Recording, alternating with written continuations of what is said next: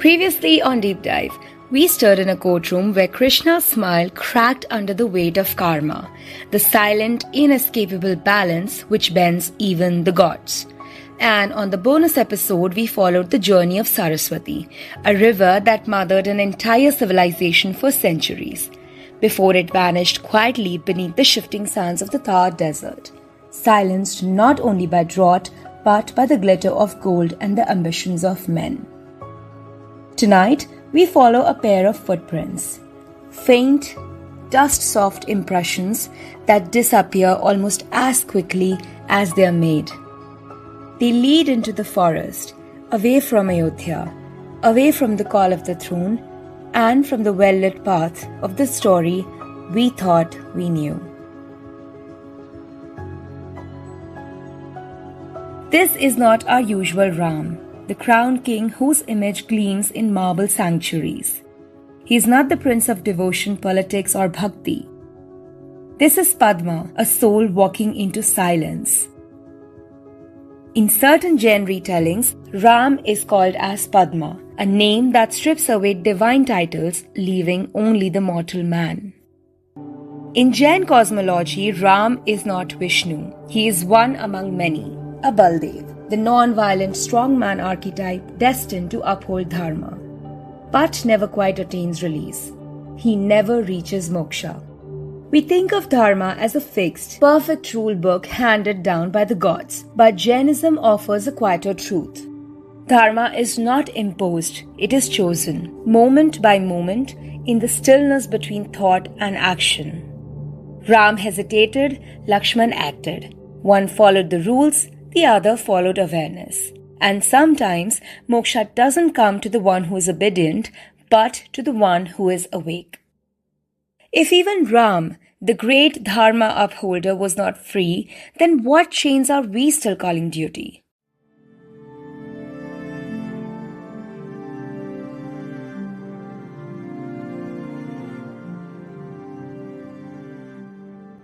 Segment 1.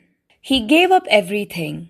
The kingdom, the weapons, the voice of his people, and even the love of his life.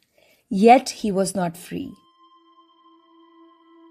They say Lord Ram was the perfect man, the Maryada Purushottam, a king who never strayed, never questioned or faltered. But somewhere in time's quieter corner, there exists another memory, older than Valmiki, calmer than Tulsidas, but far more unsettling than either. It doesn't shine in marble temples, it doesn't echo from television screens. It lingers in the silence of the Jain monks. A memory whispered through the corridors of Jain philosophy, where Ram is not divine, he is not the incarnation of Vishnu and not liberated, but is a soul that is caught in the golden net of karma. So noble, so perfect, that even freedom hesitated to touch him. The air around this version of Ram feels different. Softer, like the hush before dawn, and heavier, like the moment before a truth is spoken aloud.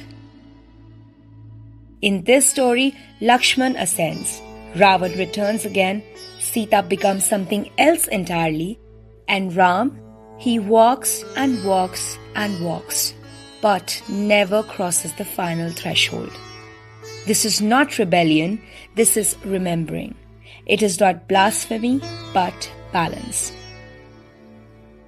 This is Jainism's Ramayana, a version where moksha is not granted for greatness, but earned through letting go.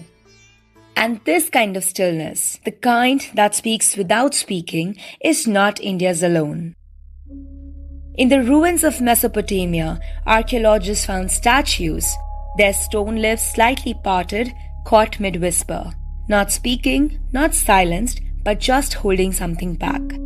As if the gods knew that some truths survive not through thunder, but through whispers.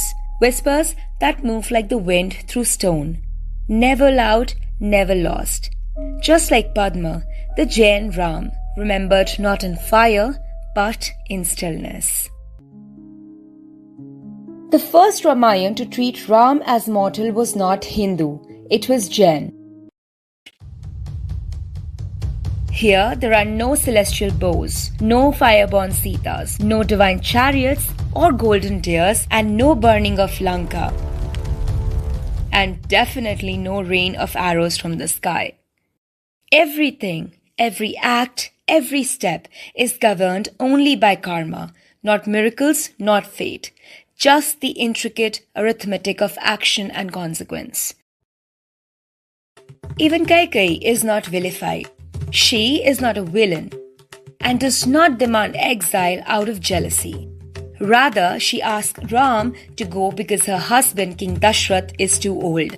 And Ram agrees without resistance. Not because he is bound by duty, but because detachment must be practiced and not preached.